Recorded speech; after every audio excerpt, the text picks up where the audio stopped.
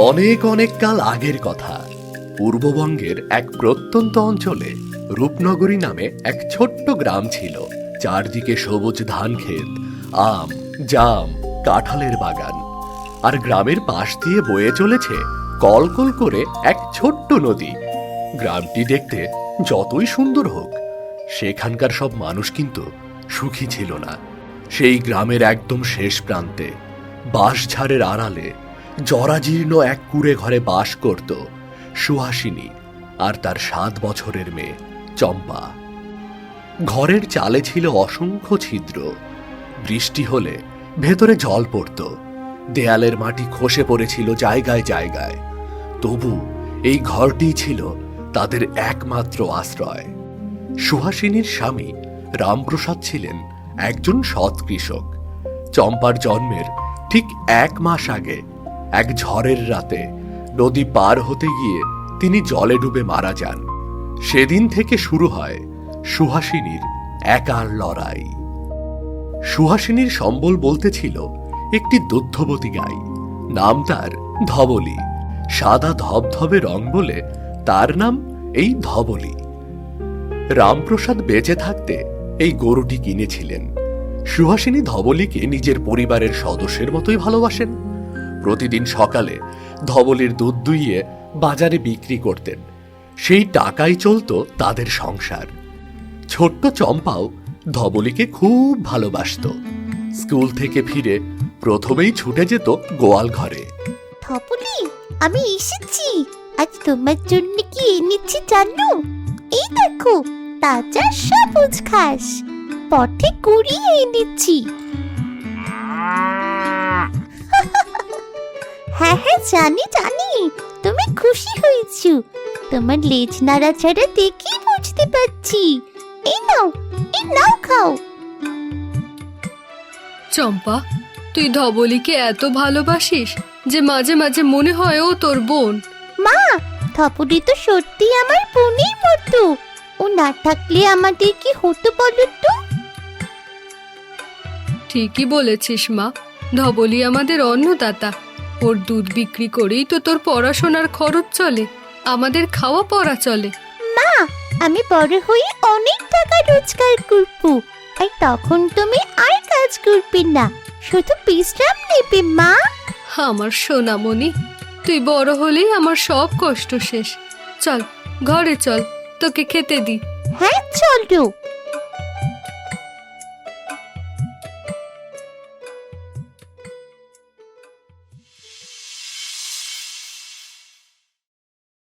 সুহাসিনী সামান্য একটু সুখের মুখ দেখলেই তার জীবনে নেমে আসে আরো গভীর দুঃখ।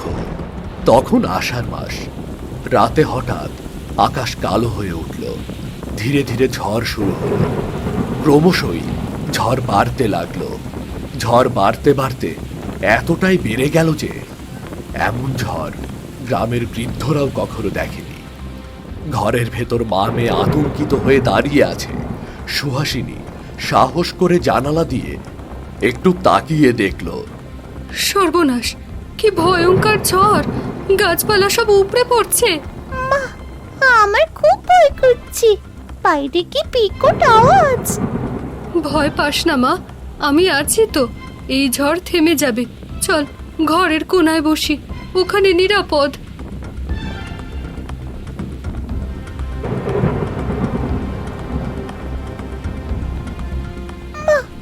ধবলির কথা ভাবছি।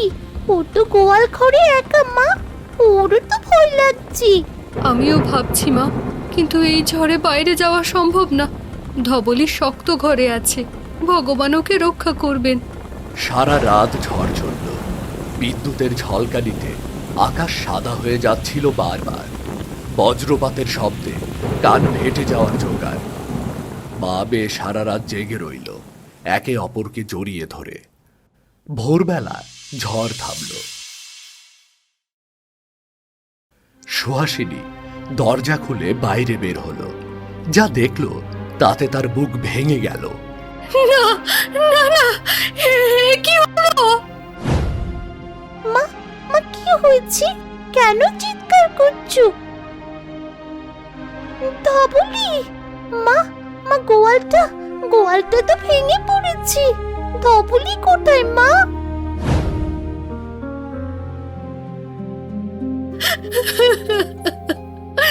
ধবলি, ধবলি, কোথায় তুই?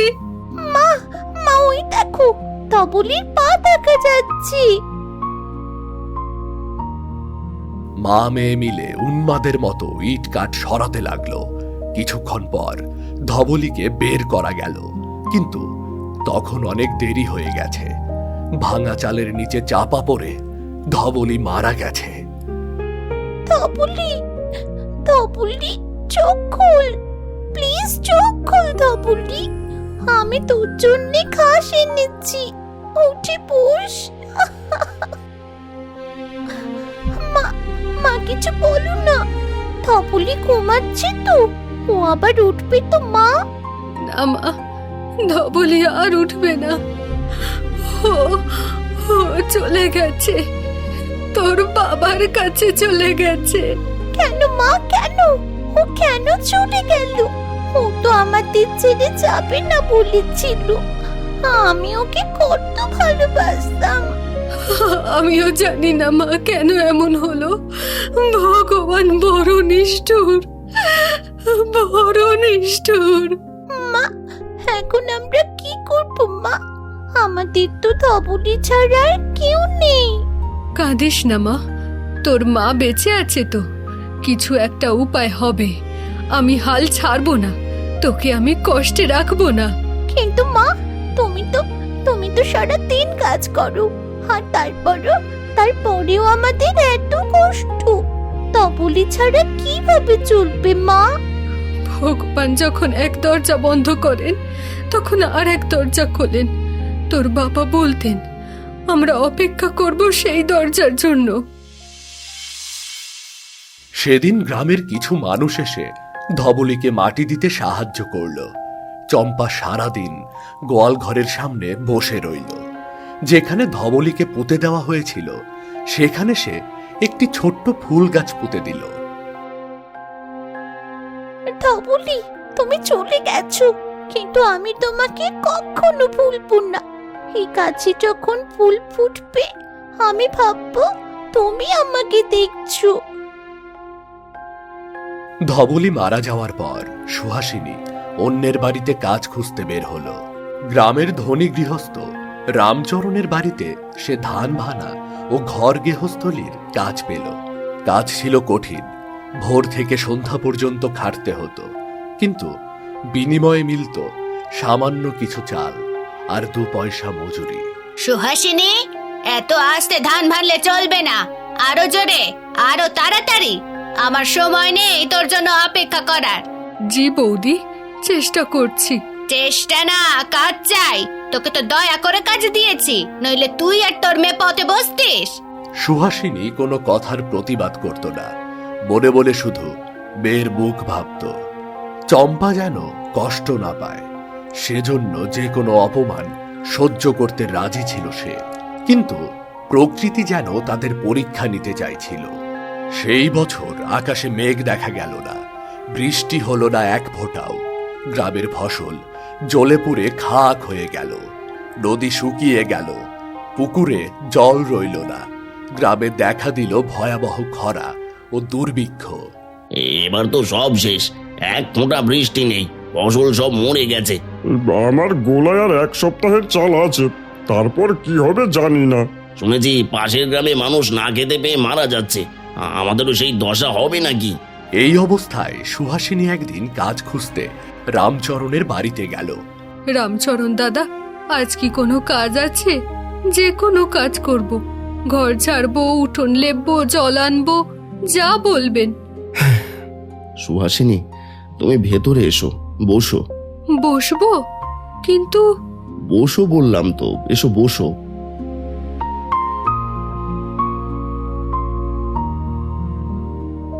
একটু জল খাবে? না না দাদা, জলের দরকার নেই, কাজ দিলেই হবে।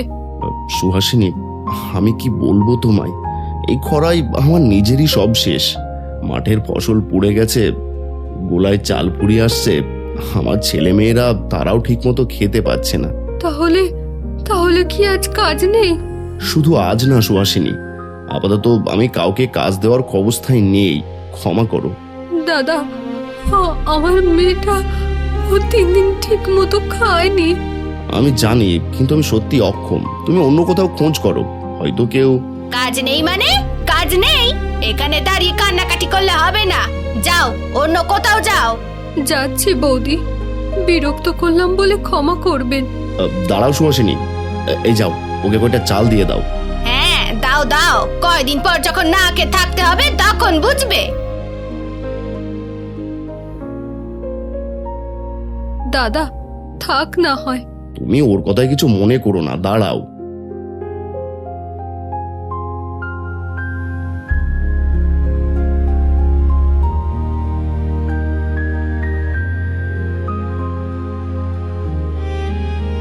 শেষবারের মতো এই এক মুঠো চাল নাও, আর ভগবানের কাছে প্রার্থনা করো তিনি বৃষ্টি দিলে তবেই আমরা বাঁচতে পারবো, নয়তো সবাইকেই না খেয়ে মরতে হবে। ঠিক আছে, আসি দাদা।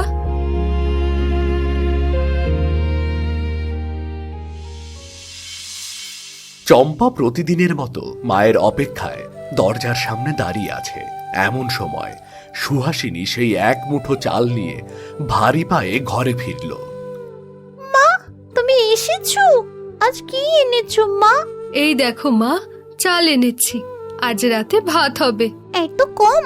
এইটুকু দিয়ে কি আমাদের দুজনের পেট ভরবে? তুই খাবি মা? আমার বেশি খিদে নেই আজ। তুমি বলছো খিদে নেই, কিন্তু মা তুমি তো সকাল থেকে কিচ্ছু খাওনি, আমি দেখেছি। না না, আমি রামচরণ দাদার বাড়িতে একটু খেয়ে এসেছি। সত্যি বলছো মা? হ্যাঁ মা, সত্যি বলছি। চল, তোকে চাল ফুটিয়ে দি, তুই খেয়ে একটু ঘুমোবি। সুহাসিনী মিথ্যা বলেছিল। সে সকাল থেকে এক ফোঁটা জল ছাড়া কিছুই মুখে দেয়নি। কিন্তু মায়ের ভালোবাসা এমনই, নিজে না খেয়ে মেয়েকে খাওয়াতে পারলেই সে তৃপ্ত। এভাবে আরো কয়েকটা দিন কেটে গেল। খরা আরো ভয়াবহ হয়ে উঠল। সুহাসিনী গ্রামের এ বাড়ি ও বাড়ি কাজ খুঁজে বেড়াতো, কিন্তু কোথাও কাজ মিলত না। কখনো এক মুঠো চাল, কখনো একটু আলু, এটুকুই ছিল তাদের ভাগ্যে। এক রাতে সুহাসিনী কোনো খাবার জোগাড় করতে পারেনি। খিদের জ্বালায় চম্পার পেট ব্যথা করতে শুরু হয়েছে। মা কাল থেকে তো কিছুই খাইনি, পেটে খুব ব্যথা করছে। একটু সহ্য কর মা, একটু জল খা। কাল সকালে আমি আবার কাজ খুঁজতে যাব, নিশ্চয়ই কিছু একটা হবে। মা, মা তুমি কাঁদছো কেন? তুমি কাঁদলে আমার বুকে খুব কষ্ট হয় মা। না না, কাঁদছি না তো, চোখে একটু ধুলো পড়েছিল। চল, আজ রাতে তোকে একটা সুন্দর গল্প বলি, গল্প শুনতে শুনতে ঘুমিয়ে পড়বি। কি গল্প মা? এক রাজকুমারীর গল্প, যার জীবনে অনেক দুঃখ ছিল, কিন্তু শেষ পর্যন্ত সে সুখী হয়েছিল। আমাদেরও কি তাই হবে? আমরাও কি সুখী হব মা? অবশ্যই হবে মা, দুঃখ চিরকাল থাকে না, একদিন সব ঠিক হয়ে যাবে। ঠিক আছে, এবার গল্প বললে আমায় ঘুম পাড়িয়ে দাও।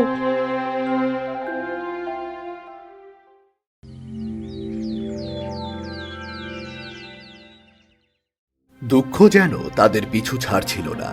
অনাহার, পরিশ্রম আর দুশ্চিন্তায় সুহাসিনী শেষমেশ অসুস্থ হয়ে পড়ল।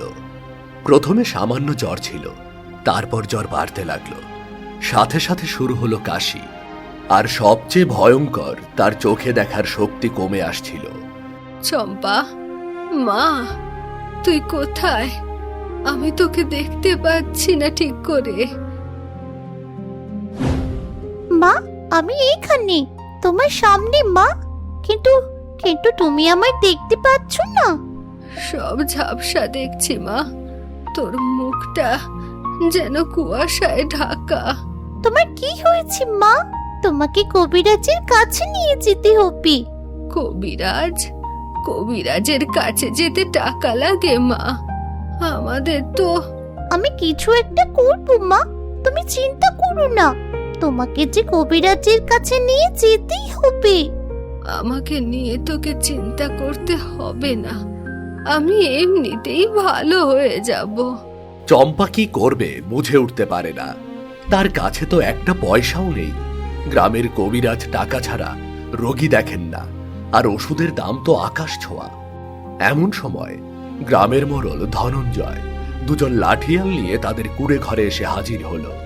সুহাসিনী, সুহাসিনী, ঘরে আছিস? মা অসুস্থ। আপনি কি? তোর মায়ের সাথে আমার কথা আছে, ডাক তাকে। কে এসেছে চম্পা? মা, এক লোক এসেছি, তোমার সাথে কথা বলবি। সুহাসিনী কোন রকমে উঠে দরজায় এলো। মোড়লকে দেখে তার মুখ ফ্যাকাশে হয়ে গেল।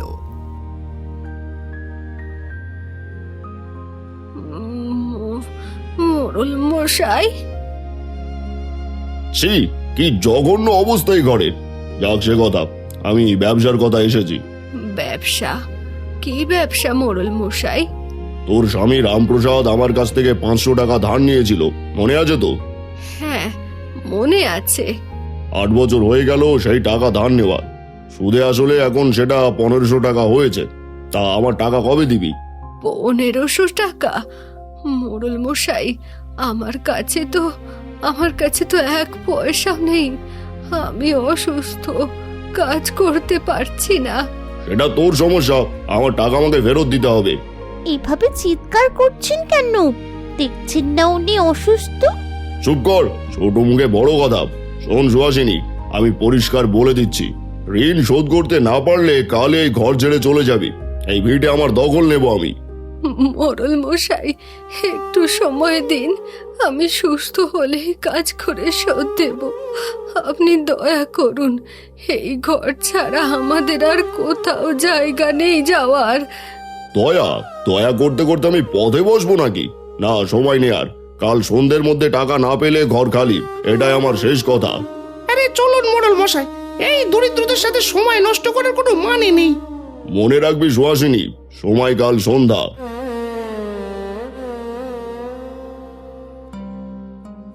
মোড়ল চলে গেল। সুহাসিনী দরজার পাশেই মাটিতে বসে পড়ল। তার চোখ দিয়ে অঝোর ধারায় জল গড়াচ্ছিল। মা কেঁদো না, আমরা কিছু একটা করব মা। কি করব মা? 1500 টাকা, এত টাকা আমাদের জীবনেও হাতে আসেনি কোনোদিন। আমরা কোথায় পাবো? তোকে নিয়ে আমি পথে বসবো? তুমি ভয় পেও না, বাবা বলতেন না, ভগবান ভালো মানুষদের কখনো একদম ছেড়ে দেন না। আমরা ভালো মানুষ তো, ভগবান আমাদের ছাড়বেন না মা। তুই এত ছোট, অথচ কত বড় কথা বলিস মা। তোর বাবা বেঁচে থাকলে তোকে দেখে কত গর্ব করত। হয়েছে, এবার ভেতরে গিয়ে তুমি বিশ্রাম নাও, আমি আসছি এখন। কোথায় যাবি? ধবলির কবরে, ওর সাথে একটু কথা বলবো। চম্পা ধবলির কবরের পাশে গিয়ে দাঁড়ালো। সে যে ফুল গাছটা লাগিয়েছিল সেটাই একটা ছোট্ট ফুল ফুটেছে। চম্পা সেই ফুলের দিকেই তাকিয়ে রইল। ধবলি, তুমি আমাদের দেখতে পাচ্ছ? দেখো না, মা খুব অসুস্থ, আমাদের ঘরও চলে যাবে। আমি কি করব বুঝতে পারছি না। তুমি যদি থাকতে তাহলে অন্তত তোমার সাথে কথা বলতে পারতাম। ভগবান, তুমি যদি সত্যিই থাকো তাহলে আমাদের একটু সাহায্য করো। মায়ের জন্য বলছি, আমার জন্য না।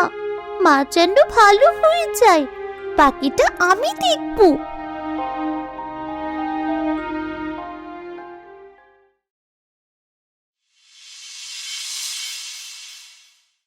সেদিন রাতে ঘরে 1 ফোঁটা জলও ছিল না। পুকুরও শুকিয়ে গেছে, কুয়োর জলও তলানিতে ঠেকেছে। অসুস্থ সুহাসিনী জ্বরে পড়ছিলেন। পিপাসায় তার গলা শুকিয়ে কাঠ হয়ে গিয়েছিল। জল, একটু জল দে মা, গলা জ্বলছে, সহ্য হচ্ছে না। মা, ঘরে জল নেই। নেই? একটুও নেই?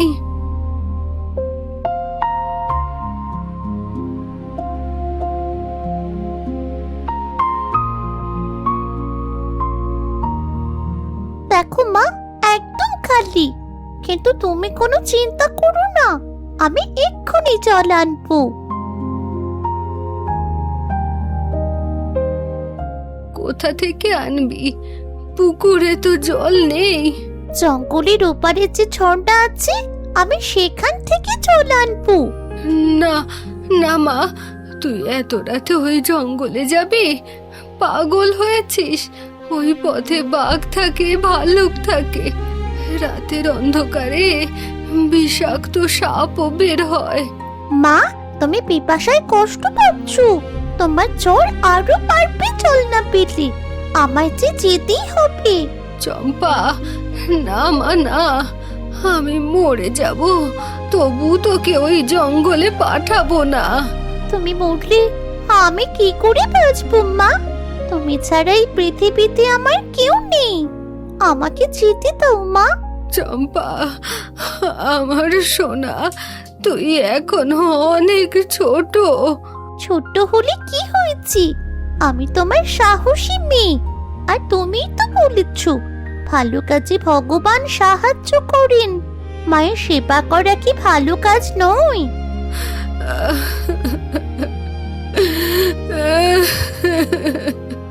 মা, তুমি কেঁদো না, আমি তাড়াতাড়ি ফিরে আসবো।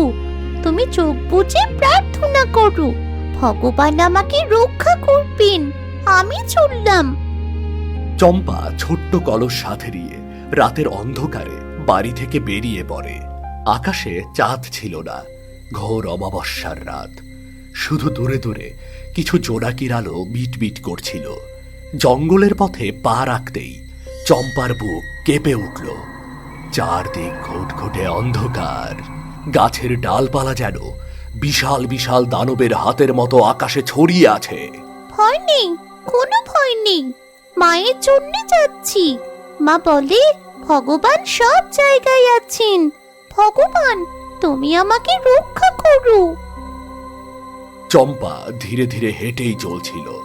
তার কানে ভেসে আসছিল ঝিঝি পোকার এক টানা ডাক। দূরে কোথাও শেয়ালের হুক্কা হুয়া, মাঝে মাঝে পেঁচার ভুতুরে চিৎকার। সে ভয় না পেয়ে সামনের দিকে এগিয়ে যাচ্ছিল। কিছুটা সামনে যেতেই হঠাৎ কি যেন তার পায়ে ফুটল। চম্পা ব্যথায় চিৎকার করে উঠল। আহ, কি ব্যথা! আহ, ও, এত ব্যথা, এত রক্ত পড়ছি। বাহ, এখানে তো অনেক ফল পুড়িয়েছি, কটা নিয়ে যাই। আসার সময় কোন পথ দিয়ে আসবো কি জানি।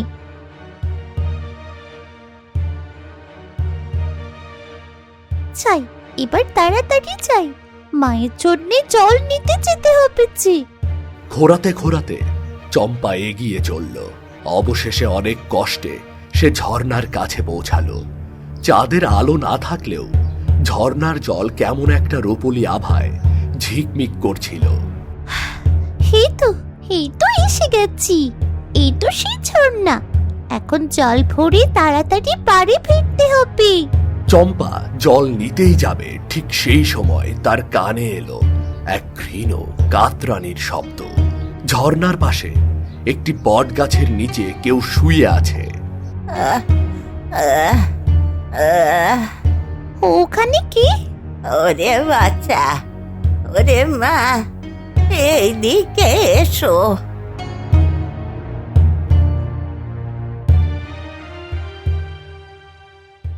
কি আপনি? আর এখানে এখানে একা কেন শুয়ে আছেন?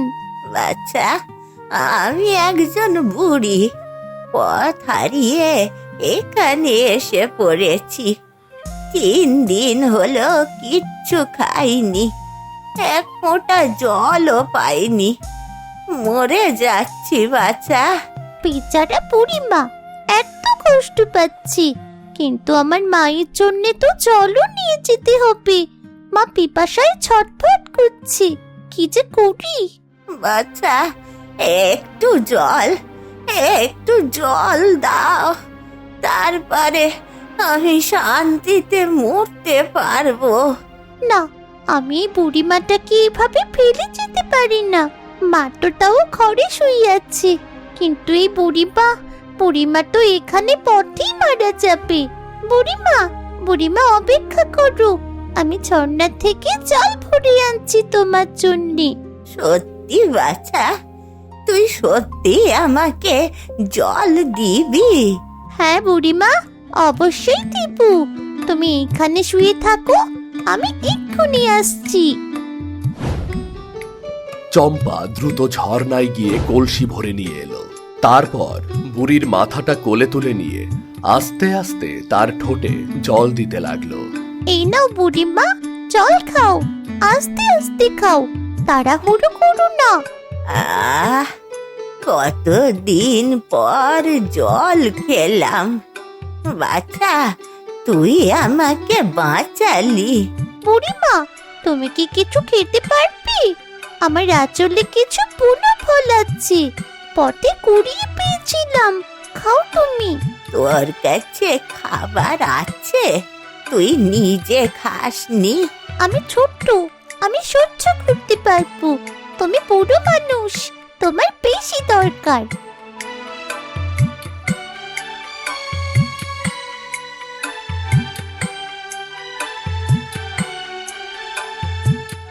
বাচ্চারে, তুই তো নিজেও খুব কষ্টে আছিস। তোর পায়ে রক্ত দেখছি, কাপড়ও ছেঁড়া, চেহারা যে শুকিয়ে গেছে। তোর নিজের অবস্থা এত খারাপ, তবু তুই আমাকে সাহায্য করছিস। বুড়িমা, মা বলে নিজে কষ্টে থাকলেও অন্যের কষ্ট দেখলে সাহায্য করতে, তা না হলে মানুষ আর পশুতে তফাৎ কি? তোর মা তোকে বড় ভালো শিক্ষা দিয়েছে রে। হ্যাঁ বুড়িমা, আমার মা পৃথিবীর সেরা মা, কিন্তু মা এখন অসুস্থ। তার জন্যই তো জল নিতে এত রাতে আমি জঙ্গলে এসেছি। তোর মা অসুস্থ? কি হয়েছে তার?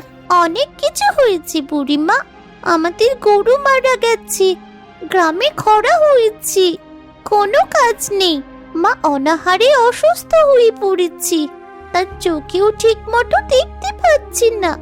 আর কাল মোড়ল এসে বলে গেছে আমাদের ঘর দখল করে নেবে। বাপ রে, এত কষ্ট, তবু তুই হাল ছাড়িসনি। ছাড়বো কিভাবে বুড়িমা? মা বলে রাতের পর দিন আসে, আর দুঃখের পর সুখ আসে, আর সেই সুখের জন্যই অপেক্ষা করছি। বাচ্চা, তুই এত ছোট, অথচ তোর মনে কত সাহস, কত ভালোবাসা। তুই আমার একটা প্রশ্নের উত্তর দে। যদি আমি তোকে একটা বর দিই, তুই কি চাইবি? বর? তুমি বর দিতে পারবে বুড়িমা? ধর পারবো, তাহলে কি চাইবি বল? আমার মাকে সুস্থ করে দাও, মায়ের চোখ যেন ভালো হয়ে যায়, বাকি সব আমি দেখে নেব। নিজের জন্য কিছু চাইবি না? টাকা চাইবি না? ভালো ঘর চাইবি না? পেট ভরে খাবার চাইবি না? ওসব পরে দেখা যাবে বুড়িমা, আগে মা ভালো হোক, মা ছাড়া ওসব দিয়ে আমি কি করব? ধন্য মেয়ে, ধন্য তোর মা যে এমন মেয়ে পেয়েছে। এই কথা বলার সাথে সাথে অদ্ভুত কিছু ঘটতে শুরু করলো। বুড়ির শরীর থেকে একটা স্বর্ণালী আলো বের হতে লাগলো। সেই আলো ক্রমশ উজ্জ্বল হতে হতে সারা জঙ্গল আলোকিত করে দিল। চম্পা ভয়ে চোখ বুজে ফেলল। যখন চোখ খুলল, দেখল সামনে সেই হাড় জিরজিরে বুড়িটি নেই, তার জায়গায় দাঁড়িয়ে আছে এক অপরূপ সুন্দরী নারী, গায়ে সোনালি আলখাল্লা, মাথায় ফুলের মুকুট, চোখে অপার স্নেহ। তুমি তুমি কি? আর বুড়িমা, বুড়িমা কোথায় গেল? ভয় পাস না বাছা, আমি সেই বুড়ি। কি তুমি? কিন্তু কিন্তু এইটা কি করে সম্ভব? আমি বন দেবী, এই অরণ্যের রক্ষাকর্ত্রী। আজ আমি তোর পরীক্ষা নিতে এসেছিলাম। পরীক্ষা? আমার পরীক্ষা কেন?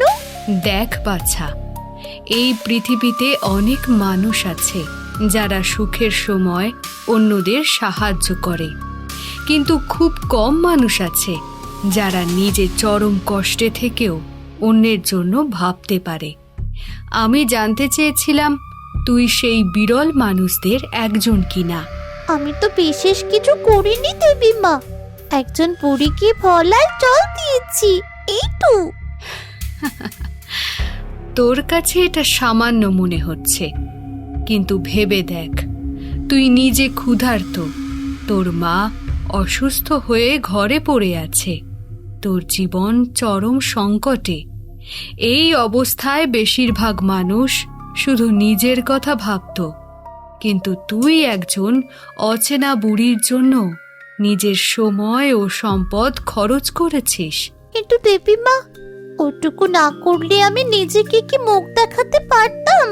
মা শিখিয়েছে, মানুষ যখন বিপদে পড়ে তাকে সাহায্য করা উচিত। তোর মা সত্যিই মহান। এমন মা পেয়েছিস বলেই তুই এত ভালো মানুষ হতে পেরেছিস। আজ তোর ভালোবাসা আর দয়ার পুরস্কার দেওয়ার সময় এসেছে।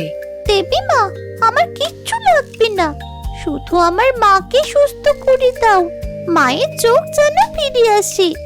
দেখ, আবারও তুই নিজের জন্য কিচ্ছু চাইলি না, শুধু মায়ের জন্য। তোর এই ভালোবাসা দেখে আমার চোখেও জল এসে গেল। মাই তো আমার সব কিছু দেবী মা, মা ছাড়া আমি কিছুই না। আয় বাছা, কাছে আয়। চম্পা ভয়ে ভয়ে এগিয়ে গেল। বনদেবী তার মাথায় হাত রাখলেন। আজ থেকে তোর সব দুঃখ দূর হবে, তোর মায়ের চোখ সম্পূর্ণ ভালো হয়ে যাবে, তার শরীরও সুস্থ হয়ে উঠবে। এই হাঁড়িটা নে বাছা। এটা তো সাধারণ মাটির হাঁড়ি। দেখতে সাধারণ, কিন্তু এর ভেতরে আছে অসীম শক্তি। বাড়ি ফিরে এই হাঁড়ির ঢাকনা খুলবি। যতক্ষণ তোর মনে দয়া ও ভালোবাসা থাকবে, এই হাঁড়ি তোদের সব অভাব মেটাবে। সত্যি বলছো দেবী মা? সত্যি বলছি বাছা, কিন্তু একটা শর্ত আছে। কি শর্ত? লোভ করবি না, অহংকার করবি না, অন্যের ক্ষতি করবি না। যেদিন তোর মনে লোভ বা অহংকার হবে, সেদিন থেকে এই হাঁড়ির শক্তি চলে যাবে। আমি প্রতিজ্ঞা করছি দেবী মা, কোনোদিন লোভ আর অহংকার করব না। আর একটা কথা, এই হাঁড়ি থেকে যা পাবি তার কিছুটা অন্যদের সাথে ভাগ করে নিবি। যত বেশি দিবি ততই বেশি পাবি। অবশ্যই দেব দেবী মা, আমরা নিজেরা কষ্ট পেয়েছি, আর তাই বলেই আমরা জানি কষ্ট কত কঠিন। অন্যরা যাতে কষ্ট না পায় সেজন্য আমরা সব কিছু করব। যা বাছা, তোর মা অপেক্ষা করছে। ধন্যবাদ দেবী মা, আমি কোনোদিন তোমার কথা ভুলবো না। বনদেবী আস্তে আস্তে সেই স্বর্ণালী আলো মিলিয়ে অদৃশ্য হয়ে গেলেন। কিন্তু চম্পার জঙ্গলটা তখন আর আগের মতো অন্ধকার আর ভয়ঙ্কর লাগছিল না। মনে হচ্ছিল যেন হাজার জোনাকি তার পথ আলো করে দিচ্ছে। চম্পা এক হাতে জল ভরা কলসি, অন্য হাতে হাড়ি নিয়ে দ্রুত বাড়ির পথে ছুটল। রাত প্রায় শেষ। পূর্ব দিকে একটু একটু করে আলো ফুটছে। সুহাসিনী সারা রাত না ঘুমিয়ে মেয়ের জন্য বসে অপেক্ষা করছে। ঠিক তখন চম্পা ঘরে ফিরল। চম্পা, তুই তুই ফিরে এসেছিস মা? মা, মা আমি ফিরে এসেছি। তুমি সারা রাত ঘুমোওনি মা? কিভাবে ঘুমাবো মা, তুই ওই ভয়ঙ্কর জঙ্গলে গেছিস। আমি কত চিন্তা করেছি জানিস, ভগবানকে কত প্রার্থনা করেছি তোকে ফিরিয়ে দেওয়ার জন্য। মা, ভগবান তোমার প্রার্থনা শুনেছেন। আগে জল খাও, তারপর সব বলছি। হ্যাঁ, জল। হ্যাঁ মা, দে, গলাটা শুকিয়ে কাঠ হয়ে গেছে।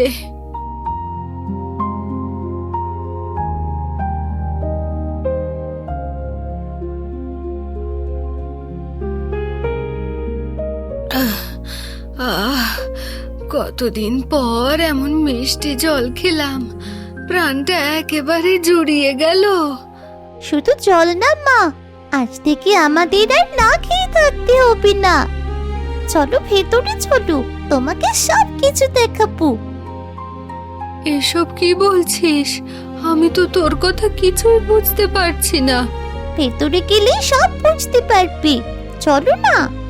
চম্পা তার মাকে নিয়ে ভেতরে গিয়ে সবকিছু খুলে বলে। সুহাসিনী চম্পার কথা শুনে প্রথমে বিশ্বাসই করতে পারছিল না। এরপর যখন তারা বনদেবীর কথা মতো হাড়ির ঢাকনাটা খুলল, তখনই ভেতর থেকে একটা উষ্ণ সুগন্ধ ছড়িয়ে পড়ল। মা, মা দেখো হাড়ির ভেতরে। কি আছে ভেতরে? আমি ঠিক দেখতে পাচ্ছি না। খাবার মা, খাবার। গরম গরম সাদা ভাত, ধোয়া উঠছি, মাছের ঝোল, কি সুন্দর গন্ধ। এত খাবার। মা, হাড়ির তলায় আরো। আর কি? মা, হাড়ির তলায় সোনা। মা, সোনার মোহর চকচক করছি। একটা, দুটো, তিনটে। মা, মা গুনতে পারছি না, অনেকগুলো সোনার মোহর। সোনার মোহর? চম্পা, তুই ঠিক দেখছিস তো? আমাকে ধরা, আমি নিজে ছুঁয়ে দেখি।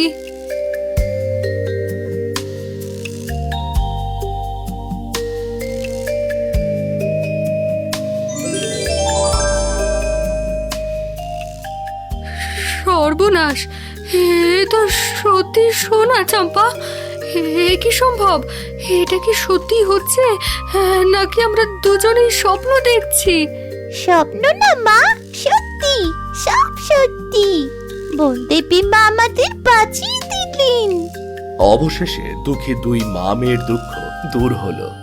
বনদেবীর দেয়া জাদুর হাড়ির সাহায্যে মোড়লের ঋণ শোধ করে তারা গ্রামের অসহায় মানুষদের নিয়ে সুখে শান্তিতে বসবাস করতে থাকে।